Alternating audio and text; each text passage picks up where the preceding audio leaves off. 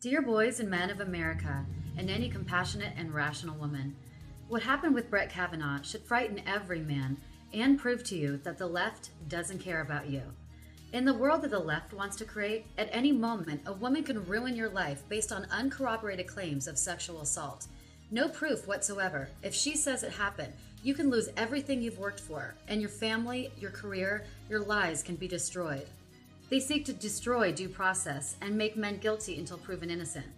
They seek to create a morally repugnant new precedent where all women are blindly believed, regardless of however many decades later it's been, regardless of if there's any evidence or not, simply because she's a female. Then, angry mobs are encouraged to show up at your home or place of work and threaten you, harass you, dox you into submission. You and your testimony are credible. We believe you. We believe you.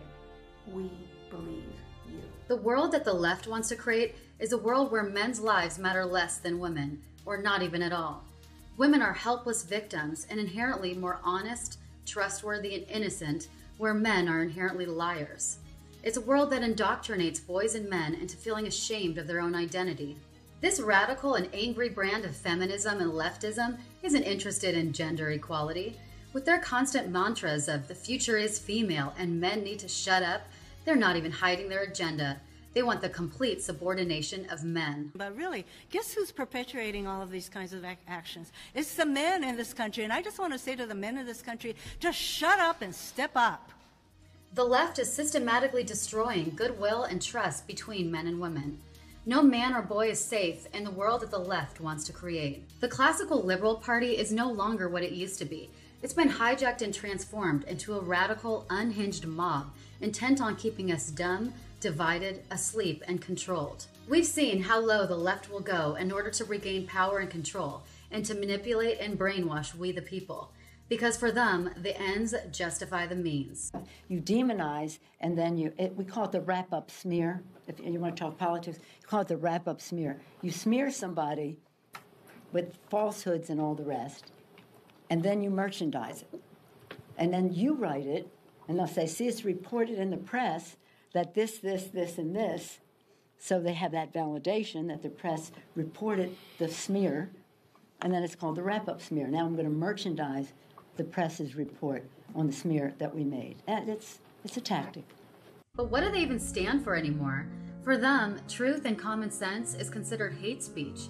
They shamelessly censor any free speech that dissents from their views. Rather than encouraging personal empowerment and the American dream, they want to keep you broke and poor, dependent on the government. They want to keep blacks and minorities enslaved in poverty and victimhood. They prioritize criminal illegal aliens over American citizens, political correctness and lies over truth, moral relativity over morality, mob rule over rule of law, hatred and division over love and unity. In the left's world, your incredible masculine instincts like leadership, protectiveness, and assertiveness are demonized as toxic masculinity. If you're a man and being wrongly accused of something and you dare to defend yourself, you can be called a woman hater. If you believe in hearing facts and evidence first instead of blindly believing all women, you're called a misogynist or sexist. If you dare hire someone based on their merit and credentials, and it happens to be a man that's more qualified, watch out. You could be accused of discrimination or fired. If you attempt to explain something in a conversation, you're silenced and told to stop mansplaining. You can't even sit comfortably anymore as a man without being charged of a crime, manspreading. Even if you were born into poverty and can barely afford the clothes on your back, if you're a man, the left believes you're privileged.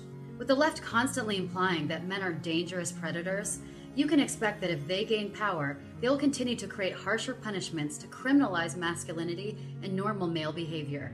And if you think that you, your son, or your father may be spared, you gotta take your blinders off. There is no compassion, no fairness, no place for men in America if the left get their way. Thank God there are women in America that cannot stand this man-shaming ideology. We are sickened and saddened by this constant weaponizing of women and the Me Too movement. We do not consider ourselves victims, but strong, feminine, loving women. We love our men, we appreciate masculinity, and we love our country. We have love and compassion in our hearts, not competitiveness and hatred. We consider it powerful, not weak, to support you and be your teammate. We want you to succeed, and we want strong men, because strong, successful men and fathers create a strong America. Women on the right are loving, honest. We stand for truth and common sense, morals, strong families, and a prosperous country.